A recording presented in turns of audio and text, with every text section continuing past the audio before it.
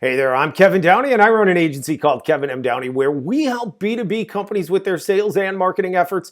You can visit our website at kevinmdowney.com. Okay, today's topic, why you should run every job applicant through a psychometric assessment. So if you're not familiar, and we dig into this in a screen share on another video, I go into our recruiting program and our psychometric assessment that we use.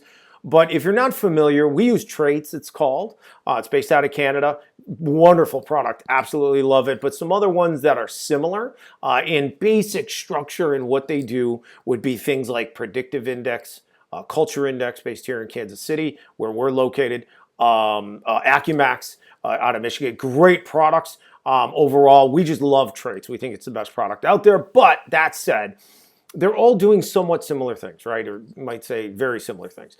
At the end of the day, what they measure is how is the person built? Like, what are their traits to do a job? So why is this so important for sales and business development roles in particular?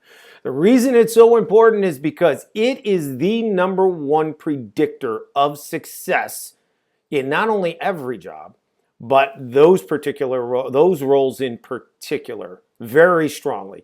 And the reason why is because in sales and business development, failure rarely happens because of, in this case of sales reps, because of sales acumen or the ability to present products or services to a buyer who has a need. They have a lead. Most sales reps, if they get in front of a buyer or a lead, they're generally pretty successful. That's not the problem. The problem is business development, right? And most sales reps don't want to do it, number one, and they don't dedicate themselves to it. And BDRs, that's supposed to be their whole job, BDR, SDR, if they're doing cold outreach. They have to be hardwired for the role. They have to. They've got to want to do it. If they're wired for it, and it's not a very high percentage, I think out of about 400, if we get 400 through traits, we'll end up with 50 that are what we would call strong or good match for BDR, right? For a BDR role. So that's not a very high percentage. So if you wonder why reps fail so often at business development, whether it's dedicated business development reps or it is your sales team members, and they're just not doing the things they need to do to generate leads, right? At the end of the day, you can point to the cold outreach, right? It's the process is part of it, right? And I talk about that in another video. It's important.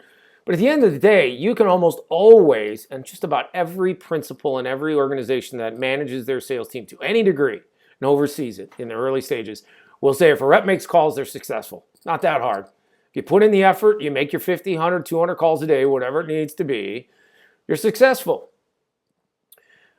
That is the number one reason they don't do it is because they don't want to do it. They're not built for it. Now, in the case of sales reps, they have to cut their teeth on it and do what they got to do, especially if they're account executive, account managers, and they're going to have an ongoing relationship with the customer base, the client base. They have to do it to build their customer base, and they'll get through it and they'll grind through it just like I did. I don't really like cold calling. I had to do all my cold calling to set my appointments to build my territories when I was a kid in sales. At the end of the day, I had to do it, but I knew there was a light at the end of the tunnel. So most good sales reps will get it done eventually. But if they're not, it's because they're not doing the cold outreach. BDRs, SDRs, if you're supposed to do cold outreach, you can tell right away whether or not they're doing it. But if you're having challenges hiring for this, which most companies do, it's because you're looking at resume. It's because you're looking at, yes, we want to interview them, and yes, personality matters, match for your company matters, but resume is nothing more than a disqualifier, especially for business development activity.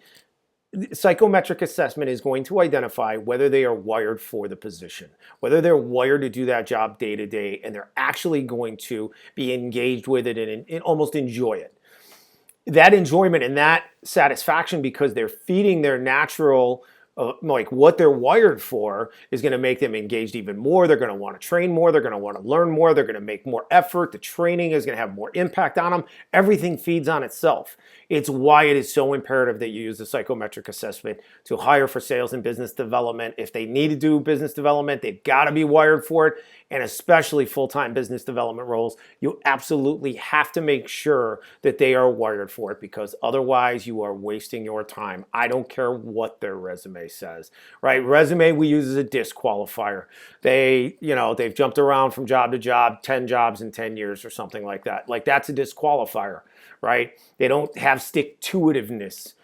There might be other things you would say are a disqualifier, but at the end of the day, the number one qualifier is that psychometric assessment. And again, it's not a very high percentage that we would call qualified for business development. We would say, at best 15%, but it's really not even that high. And really, really good, what we call strong match for business development is only 5%.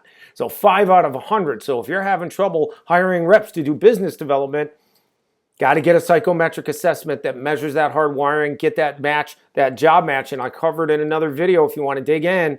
Got to make sure you have that, because if you don't have it, that's the number one qualifier and predictor of success for that role. Okay? All right. Best of luck, everybody. If you need any help, reach out to us, kevinmdowney.com. Thanks for being here today. We'll talk to you soon. Thanks.